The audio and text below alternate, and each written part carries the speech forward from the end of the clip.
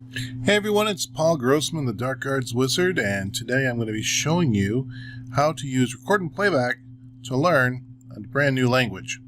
So if we're looking at UFT, which is using vbScript, you'd use record and playback and simply go and record against your application. Let's say clicking on Get in Touch and then typing in some information and then hitting the Send button and then verifying with a standard checkpoint that some message appeared, like please enter a valid email. We'll hit OK on that, and you'll see that we actually create a couple of lines of code automatically. What I'm going to show you is the same thing in StormRunner Functional. First thing I do is record a web script. First we decide what environment we want to work in, Windows or Linux, and what browser we want to use. Then we hit our record button. See our little robot. Get ourselves a Windows virtual machine. It automatically brings us up a browser. We enter the website that we want to run against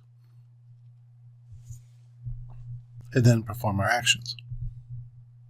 Click on Get in Touch, type in our name, type in a message, hello, click on Send, and we want to verify that this web element appears. Then we'll populate in our email, click on the Send button, and also verify that we get thank you for your inquiry. And let's save it. And stop. And as soon as we stop, we see our code. There it is. All your Java.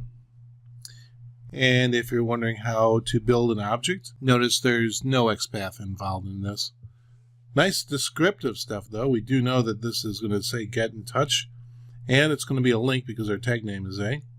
These are all our objects, automatically named for us. Email, thank you for your inquiry. We will get back to you in 48 hours. And then we have methods that do a verify. So now, even if you're brand new to Java, you can start learning how to write code because you're modifying a script that was written by somebody, or in this case, something else. I hope you've enjoyed this demo. My name is Paul Grossman. I'm the Dark Arts Wizard up on Twitter, and I hope you have a great day.